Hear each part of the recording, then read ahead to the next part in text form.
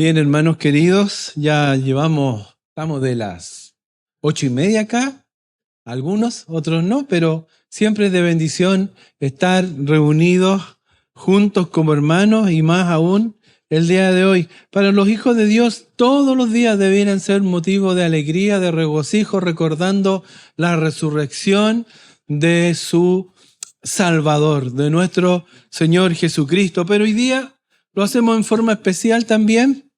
Y vamos a ver qué es lo que nos dice su palabra al respecto.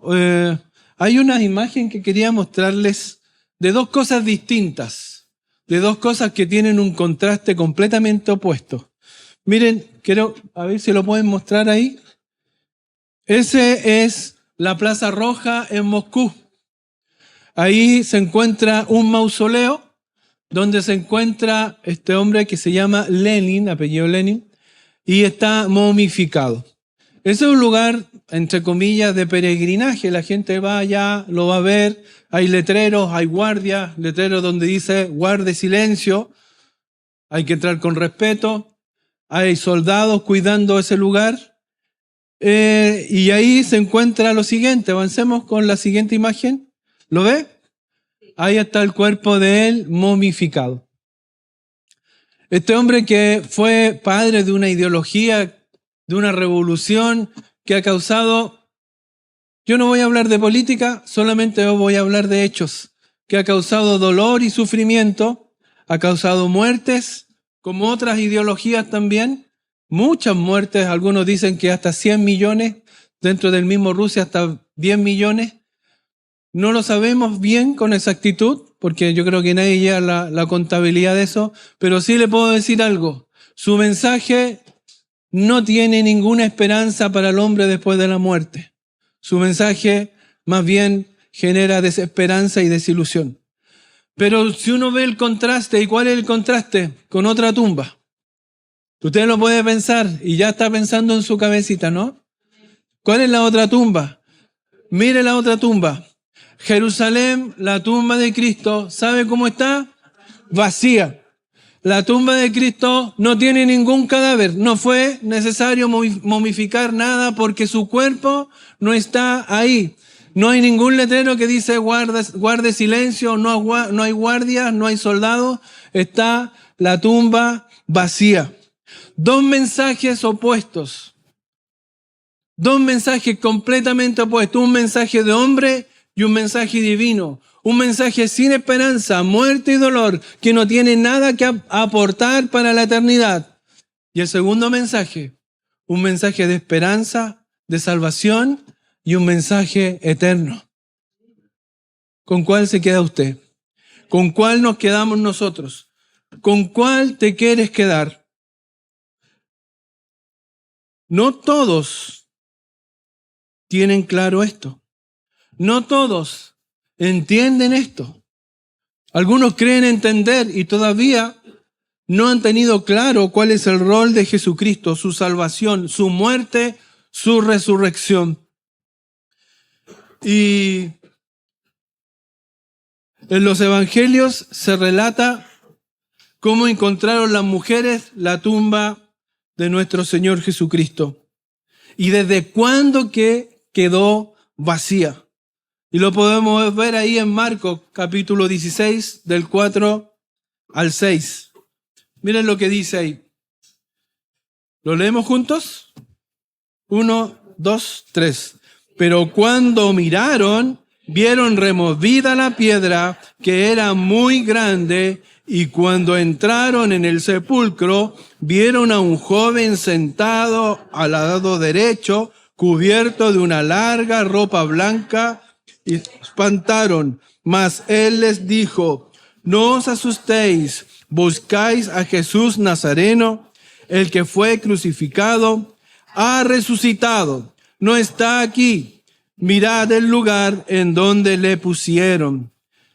Y Mateo 28, 5, 6 también nos da información, dice: mas el ángel respondiendo dijo a las mujeres: no temáis vosotras, porque yo sé que buscáis a Jesús, el que fue crucificado. No está aquí, pues ha resucitado como dijo. venid, ved el lugar donde fue puesto el Señor. ¿Cuál mensaje prefieres oír? ¿Cuál mensaje usted prefiere creer? Yo escojo el mensaje de la segunda tumba, la tumba de Jerusalén, la tumba del Hijo de Dios. Hoy vamos a ver este tema que se llama las consecuencias de la resurrección. Y el primer punto es, nuestro Señor vive, y este es el mensaje que nosotros debemos entregar. Y el segundo punto, ¿cuáles son las consecuencias de la resurrección misma? Primer punto, nuestro Señor vive. ¿Y cuál es el mensaje que debemos entregar? Y el segundo punto, ¿cuáles son las consecuencias para nuestras vidas? La resurrección de Cristo.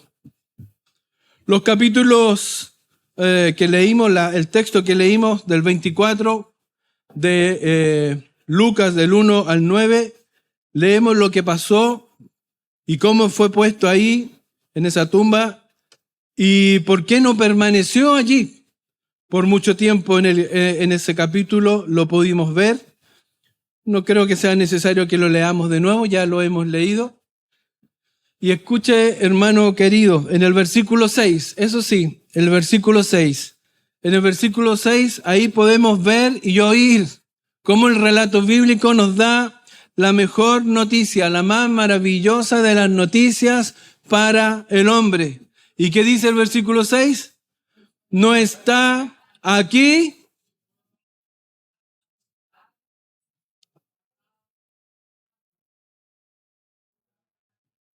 Amén. No está aquí, sino que ha resucitado. Esa es la noticia más grandiosa y más maravillosa que el hombre ha podido tener. Si no fuera así, hermano, no tendríamos ninguna esperanza, ninguna seguridad de una vida después de esta. Esa noticia hace distinto cualquier mensaje y cualquier ideología y cualquier otra propuesta con la propuesta de Cristo. Porque la propuesta de Cristo es la única que da certeza de vida eterna. Lo que vamos a ver en este mensaje es para explicar cuáles son las consecuencias de su resurrección en nuestras vidas. No solo el hecho de que Cristo murió en la cruz y alguien lo puso en una tumba y la selló y los romanos lo custodiaban y él resucita a pesar de todo eso, ni solo el hecho de que la roca, la piedra fue removida o que de repente su cuerpo ya no estaba y en ese evento que sucedieron, no fue todo eso lo más importante, ni los perfumes que llevaban las mujeres, ni que se levantaron de temprano. Lo más importante es que Cristo resucitó. Resucitó, venció la muerte. Su sello divino hace la diferencia. Y yo me pregunto, y tú te debes preguntar, ¿cuáles son entonces las consecuencias para mi vida de esto? ¿Cómo afecta mi vida esto? Y la primera consecuencia es la que veíamos en el punto 1. La primera es que nuestro Señor, el Hijo de Dios, nuestro Salvador, Señor y Maestro, Hijo de Dios, Él está vivo. Ya no está clavado en una cruz, como lo ponen algunos. Ya no está ahí fijo un madero. Él está vivo, Él no está muerto y Él es nuestro mensaje. Este es nuestro mensaje. Podemos recordar cómo Jesucristo preparó a los discípulos para esto. En Mateo 16, 21 al 23. Ahí está. Desde entonces, dice Mateo 16, 21 al 23, desde entonces comenzó Jesús a declarar a sus discípulos que le era necesario ir a Jerusalén y padecer mucho de los ancianos, de los principales sacerdotes y de los escribas, y ser muerto, y resucitar al tercer día. Entonces Pedro, tomándolo aparte, comenzó a reconvenirle, diciendo: Señor, ten compasión de ti, en ninguna manera esto te acontezca. Pero él, volviéndose, dijo a Pedro: Quítate de delante de mí, Satanás, me eres tropiezo, porque no pones la mira en las cosas de Dios, sino en la de los hombres. Jesucristo se los había dicho. Jesucristo se los expresó, se los contó, pero ellos no lo tomaban en cuenta. Es tanto así. Y Jesucristo tenía una urgencia. Si usted dice, lo ve ahí, dice que le era necesario. Si yo le digo a usted, hermano, me es necesario ir a sacrificarme por un amigo, ir a colgarme, a tirarme al tren, algo así, entonces diría, usted está loco, ¿o no? Pero Jesucristo tenía todo tan claro. Él tenía un objetivo muy claro. Había una justicia divina que pagar, un juicio divino que pagar. No podía Dios perdonar al hombre sin pagar el precio, porque Dios es justo y es perfecto. Y Él no va a hacer vista gorda con el pecado. Por eso alguien tenía que pagar el precio del pecado, porque la paga del pecado es la muerte. Y alguien tenía que pagar ese precio, pero no podía ser cualquiera. Tenía que ser uno perfecto, uno santo, uno sin mancha, uno sin pecado. Solo Cristo. Y le era necesario. Le era necesario y dijo que debía padecer confabulaciones contra él de parte de los ancianos, de las autoridades políticas, de los sacerdotes, o sea, de las autoridades religiosas, y padecer falsas acusaciones, castigos físicos y luego muerto. Porque nadie puede escapar de la condena del pecado. Solo uno sin mancha, sin pecado, podía vencer la muerte. Y ese era nuestro Señor Jesucristo, el Hijo de Dios. Por amor a ti y por amor a mí, Él tomó nuestro lugar. Él tomó nuestro lugar y le era necesario. Él tenía un sentido de urgencia, hermano. ¿Y nosotros tenemos un sentido de urgencia de ese nivel? ¿Le es necesario a usted predicar el Evangelio? ¿Le es necesario a usted llevar el mensaje de Jesucristo, su muerte, su padecimiento en la cruz y su resurrección a aquellos que no han escuchado? ¿Le es necesario? Para Jesucristo era todo. Pero Él era el Dios del universo, hermano. ¿Y por qué nosotros, que somos creación, debiéramos ser obedientes al Creador? No lo hacemos.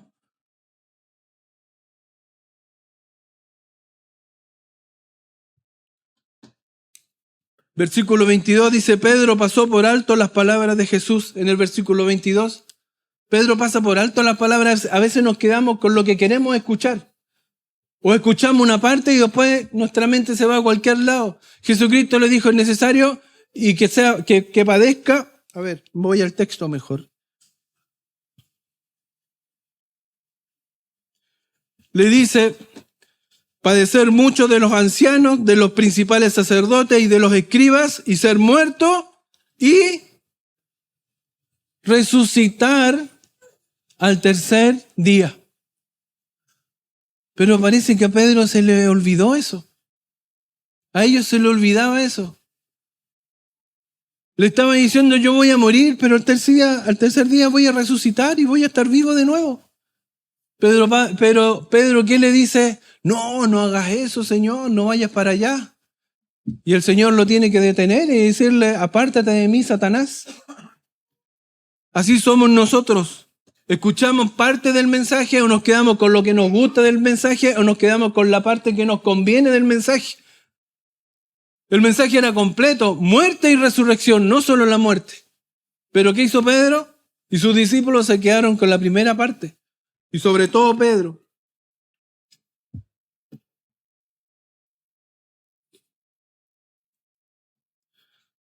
Mateo 17, 22 al 23 dice, estándose ellos en Galilea, Jesús les dijo, el Hijo del Hombre será entregado en manos de hombres y le matarán, y más al tercer día resucitará, y ellos se entristecerán en gran manera.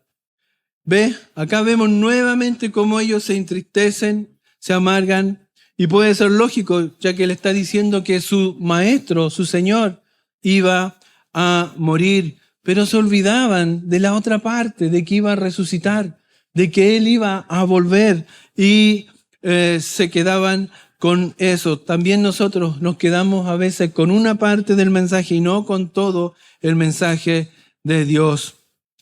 Lo que se ve a lo largo de todos los evangelios es una referencia a lo que Cristo dice a sus discípulos. Yo tendré que morir, pero no me quedaré ahí, resucitaré entre los muertos. Y eso fue lo que sucedió. Y él se los decía y se los reiteraba. No se lo dijo una o dos veces, sino que más veces. ¿Por qué entonces esa mañana, cuando vinieron a preparar su cuerpo y a agregarle las especias, no pensaron que él hubiera resucitado? ¿Por qué fue tan fácil para ellos olvidarse de eso? ¿Por qué pasó todo eso así? Nosotros también somos así. Nos olvidamos de las promesas del Señor, nos olvidamos de lo que Él nos dice, nos olvidamos del que Él ha prometido muchas cosas para sus hijos y vivimos como si no tuviéramos un Dios, como si Cristo no fuera nuestro Dios, como si Dios no fuera todopoderoso, como si Él no lo supiera todo. Escuche bien, hermano querido, escuche bien. El mundo nos necesita oír la verdad y la verdad completa de que el Dios a quien todos nosotros servimos, el Dios vivo, el Hijo de Dios, el Señor Jesucristo, no está enterrado en una tumba, no está aquí, está ausente, Él no está ausente y su presencia no está en esa tumba, sino ahí está solo su ausencia. Lo que nos hace es saber eso, es regocijarnos. Saber que Cristo no está en esa tumba porque la dejó vacía. Salió de ahí, rompió el sello del Imperio Romano con poder, con gloria, y hoy día está a la diestra del Padre. Hoy día está en la gloria. Ese es nuestro Señor. Y ahora podemos preguntarlo, lo acabo de decir, pero podemos preguntarlo. A lo mejor hay alguien que no lo sabe. ¿Y dónde está ahora si resucitó, si yo no lo veo? Bueno, la palabra nos dice, Hebreos 10:12, dice, Hebreos 10:12,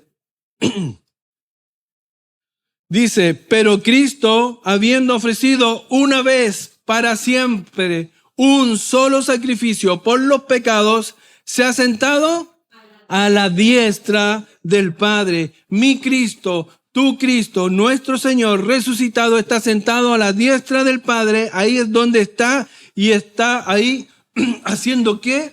Hebreos 7:25, que está haciendo ahí a la diestra del Padre. Por lo cual puede también salvar perpetuamente a los que por Él se acercan a Dios, viviendo siempre para interceder por ellos. Ese es nuestro Señor, ese es nuestro abogado, ese es nuestro Cristo.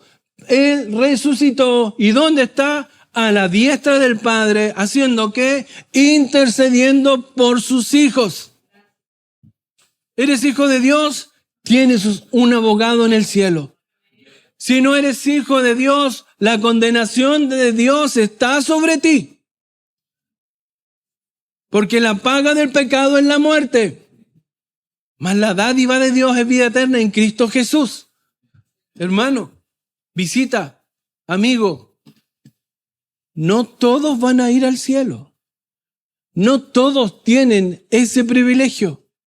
Porque el que no tiene a Cristo no tiene vida eterna, no tiene cabida en el cielo. Porque en el cielo van a estar los hijos de Dios. ¿Y quiénes son hijos de Dios? Los que se hayan arrepentido de sus pecados, los que hayan aceptado a Cristo como Señor y Salvador, confesando sus faltas, cambiando su vida por medio del Espíritu Santo que morará en ellos cuando se arrepientan y se vuelvan a Cristo. Un Dios santo, un hombre caído, un Salvador perfecto que es Cristo y una petición del hombre, una respuesta del hombre para ser perdonado por Dios. Eso es lo que Dios ha planeado para salvar al hombre. Una muerte que no es para hacer películas, ni llenarnos de mensajes, ni de buena forma de vivir, sino era necesario pagar el precio en esa cruz. La paga del pecado es la muerte y Cristo vino a pagar ese precio. Juan 14, del 1 al 3, dice: no se turbe vuestro corazón, ¿creéis en Dios? Creed también en mí. En la casa de mi Padre muchas moradas hay. Si así no fuere, yo os lo hubiere dicho. Voy, pues, a preparar lugar para vosotros, y si me fuere, os prepararé el lugar, vendré otra vez, y os tomaré a mí mismo, para que donde yo estoy, vosotros también estéis. El primer lugar donde estaba Jesucristo es a la diestra del Padre, intercediendo por nosotros. Y el segundo lugar está en el cielo, preparando morada para nosotros. Nuestro tiempo acá en la tierra es temporal y vamos a estar por la eternidad en el cielo. Lo que vamos a estar acá en la tierra es un tiempo cortito comparado con la eternidad. Es nada comparado con la eternidad. Y lo más maravilloso de estar en el cielo no es que vamos a estar nosotros en el cielo, sino que en el cielo está Dios. Y vamos a estar con Él. Va a estar Jesucristo y vamos a estar con Él. Eso es lo más maravilloso, hermano. Ese es el plan de Dios. Ese es el plan de Dios.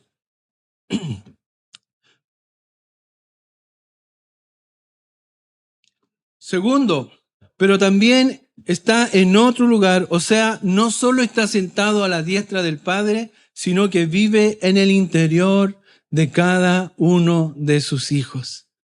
Él mora en nosotros.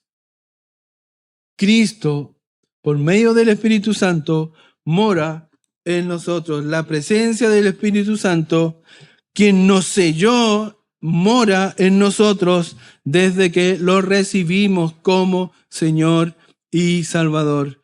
En el capítulo 15, del 1 al 5 de Juan, lo podemos ver y grafica claramente cómo nuestro Señor Jesucristo obra en sus hijos. Él va a morar en nosotros y va a obrar en nosotros, en sus hijos, no en cualquiera, en sus hijos, en sus hijos. Dice: yo soy la vid verdadera y mi Padre es el labrador.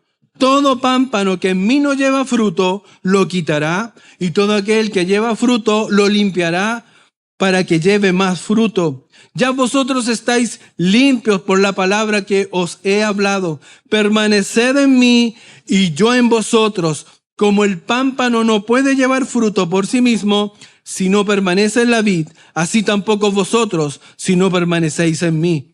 Yo soy la vid, vosotros los pámpanos. El que permanece en mí y yo en él, este lleva mucho fruto, porque separados de mí, nada podéis hacer. ¿Se da cuenta, hermano, que Él permanece en usted? ¿Que Él está en usted? A los que son hijos de Dios, Cristo prometió estar con nosotros. El mensaje, ¿qué está diciendo entonces? ¿Qué podemos responder a la pregunta? El mensaje más importante de la resurrección es este: que Jesucristo, el eterno Hijo de Dios, está vivo y está sentado a la diestra del Padre, intercediendo por nosotros, sirviéndonos como nuestro abogado y preparando el cielo para nosotros. Y al mismo tiempo vive en el interior de cada uno de nosotros que hemos creído en Jesucristo como nuestro Señor y Salvador. Y podemos decir que desde el principio de que el mensaje de la resurrección es que nuestro Cristo está vivo y eternamente vivo. Ese es nuestro Cristo. Ese es nuestro Señor. Entonces vamos al segundo punto. ¿cuáles son las consecuencias de la resurrección en mi vida? En tu vida, en nuestras vidas. Cuando usted se levanta cada día en la mañana y salga a trabajar, o vaya a su colegio, o vaya a su universidad, a un lugar de estudio, o si se queda en su casita, debe considerar las consecuencias de la resurrección en su vida, la resurrección de Cristo en su vida, no solo la semana esta que es como especial, sino cada día de sus vidas. Debe reflexionar cuáles son las consecuencias de la resurrección de Cristo en su existir, en su vivir. La primera consecuencia, ¿sabe cuál es la primera consecuencia? Nuestros pecados han sido perdonados y estamos total y eternamente seguros en Él.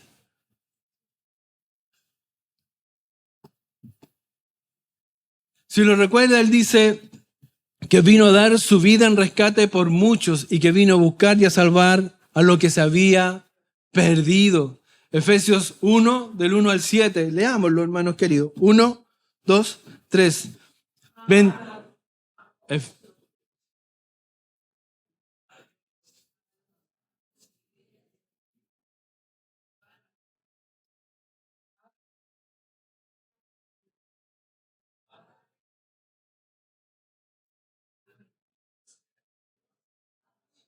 Nuestro Señor Jesucristo, que nos bendijo con toda bendición espiritual en los lugares celestiales en Cristo, según nos escogió en Él antes de la fundación del mundo, para que fuésemos santos y sin manchas delante de Él, en amor habiéndonos predestinado para ser adoptados hijos suyos por medio de Jesucristo, según el puro afecto de su voluntad, para alabanza de la gloria de su gracia, con la cual nos hizo aceptos en el amado, en quien tenemos redención por su sangre, el perdón de pecados, según las riquezas de su gracia.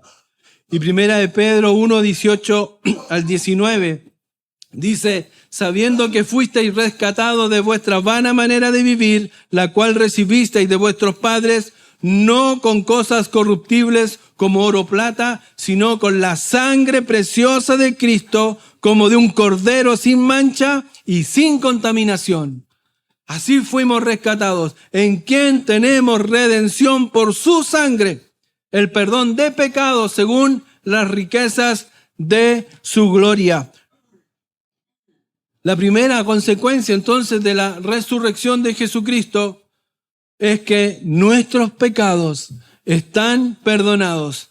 El mensaje de la resurrección es que nosotros estamos eternamente seguros en Él. Si hay algo más seguro, hermano, que usted tiene, es que sus pecados, si usted confesó a Cristo sus pecados y aceptó a Cristo como Señor y Salvador, usted tiene vida eterna y sus pecados fueron perdonados por su sangre preciosa derramada en esa cruz. Fueron redimidos sus pecados y perdonados. Y usted puede tener la certeza que está seguro en Él, seguro en la mano de Dios. Amén. Segundo,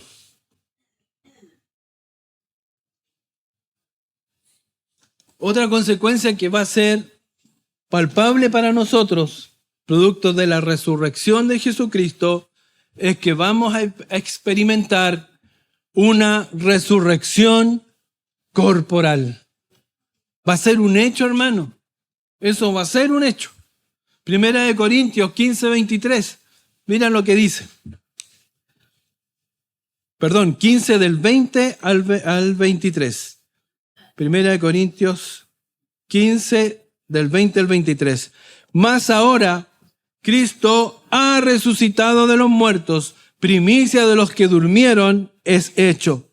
Porque por cuanto la muerte entró por un hombre, también por un hombre la resurrección de los muertos, porque así como en Adán todos mueren, también en Cristo todos serán vivificados, pero cada uno en su debido orden, Cristo, las primicias, luego los que son de Cristo en su venida. Hay un orden, hermano. Primero Cristo, las primicias, y luego nosotros, los que son de Cristo, vamos a ser resucitados. Y lo dice la palabra, va a haber una resurrección para nosotros. Y esa es tu bendición y es mi bendición. ¿La mereces? Claro que no. ¿Puedes hacer algo para ganarla? Claro que no. Pero Cristo te la da por gracia para aquellos que creyeron en Él y confiaron su salvación en Él, en nuestro Señor Jesucristo.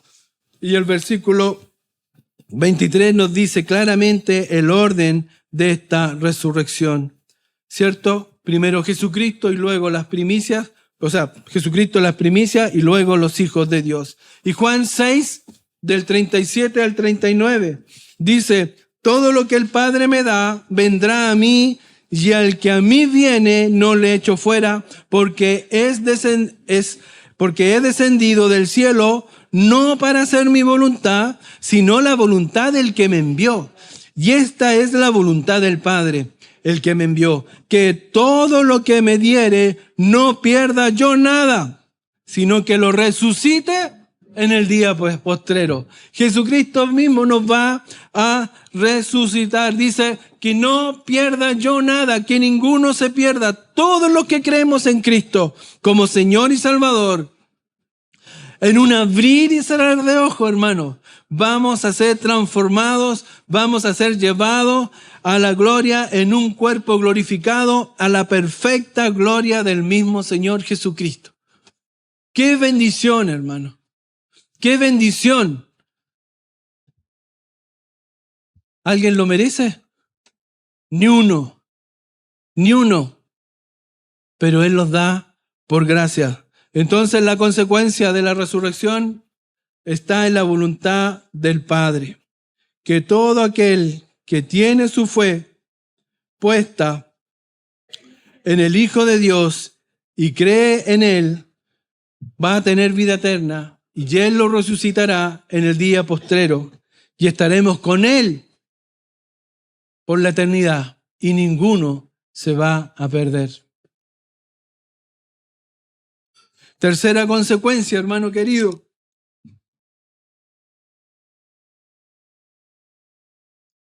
¿Dónde vamos a pasar la eternidad? Yo le pregunto. El cielo será nuestro hogar. Y después regresaremos con el Señor. Pero vamos a estar siempre con Él. Juan 14, del 1 al 3, dice: no se turbe vuestro corazón. ¿Creéis en Dios? Creed también en mí. En la casa de mi Padre muchas moradas hay. Si así no fuera, yo os lo hubiera dicho. Voy pues a preparar lugar para vosotros. Y si me fuere, yo os prepare el lugar. Vendré otra vez, yo os tomaré a mí mismo, para que donde yo estoy, vosotros también estéis. Nuestro lugar es donde esté nuestro Señor Jesucristo. Somos igual que los pollitos, hermano. ¿Has visto los pollitos? Cuando andan detrás de la gallinita. Así el Señor nos quiere. Donde Él esté, quiere que estemos nosotros. Donde Él esté, vamos a estar nosotros. Y es lo más maravilloso, porque lo más importante del cielo, hermano, se lo dije, no son las calles de oro que algunos se preocupan tanto, ni que van a ver algunos tocando arpas. Da lo mismo, hermano. Lo más importante es que en el cielo está Dios y está Cristo. Él es nuestro Señor y vamos a estar con Él. Ese es nuestro lugar. Una verdadera maravilla es que en el cielo veremos también a nuestros seres queridos. También vamos a estar con ellos, hermanos. También es una bendición del Señor. Vamos a estar con nuestros seres queridos. ¿Por qué? ¿Por qué lo decimos? Porque en 1 Corintios 13:12, mira lo que dice. Ahora vemos por espejo, oscuramente, mas entonces veremos cara a cara. Ahora conozco en parte, pero entonces conoceré como fui conocido. Vamos a tener un recuerdo y un entendimiento de cómo éramos, de quiénes éramos y cómo nos conocían. Vamos a tener conciencia de las personas que conocimos y que estuvimos y que van a estar con nosotros en el cielo. No todos. Y hay que ser honesto con eso. No entreguemos parte del mensaje, lo decíamos delante, el mensaje completo es que el que está sin Cristo está en condenación y no va a estar en el cielo. ¿Quiénes van a estar en el cielo? Los hijos de Dios. Y cuando lleguemos allá, vamos a estar con los hijos de Dios que conozcamos.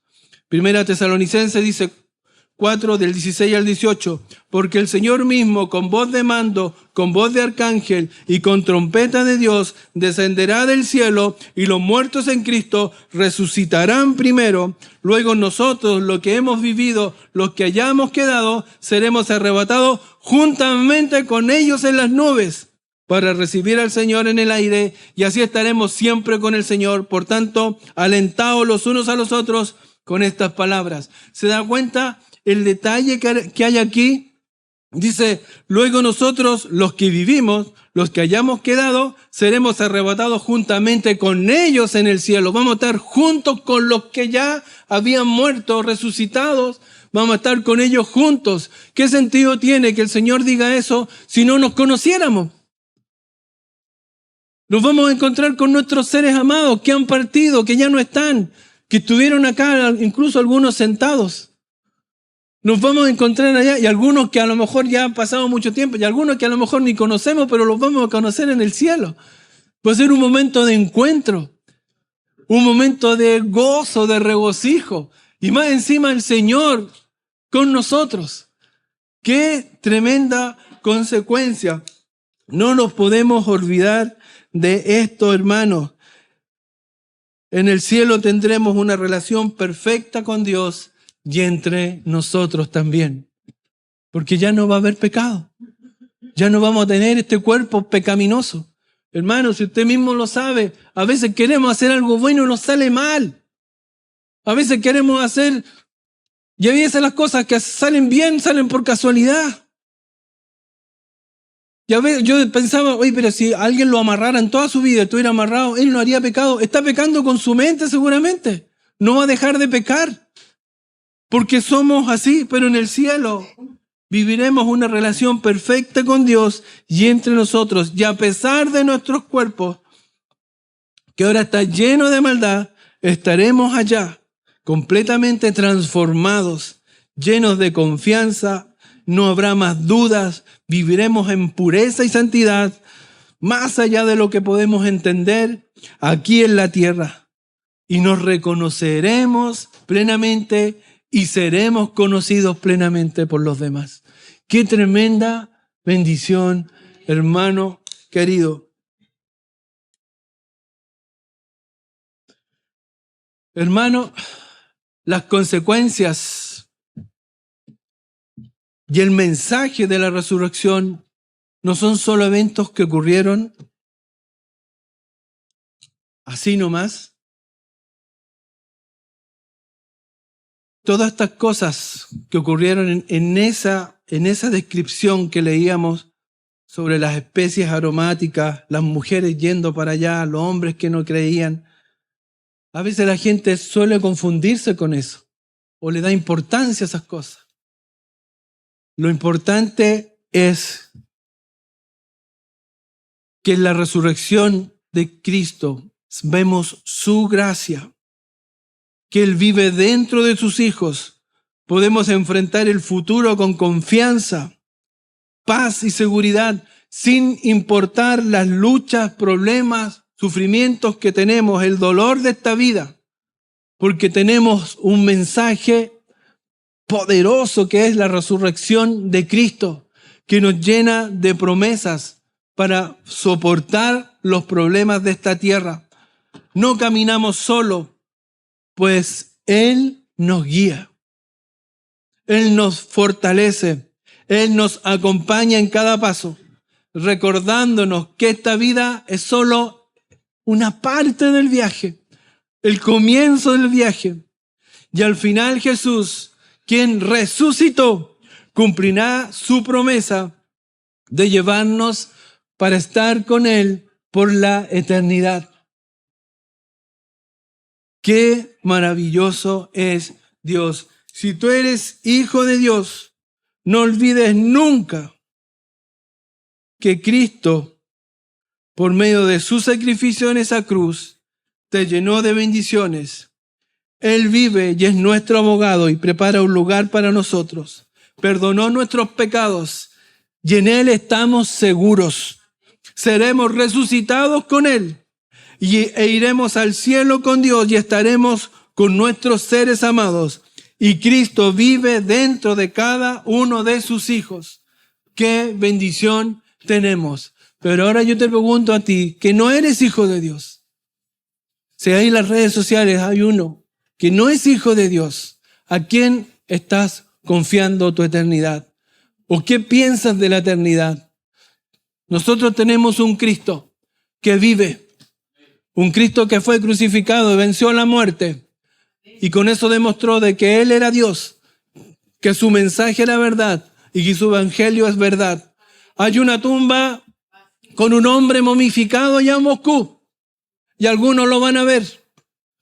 Pero nosotros tenemos una tumba de Jesucristo que está vacía, porque Él venció la muerte y la dejó completamente vacía, porque Él está a la diestra del Padre.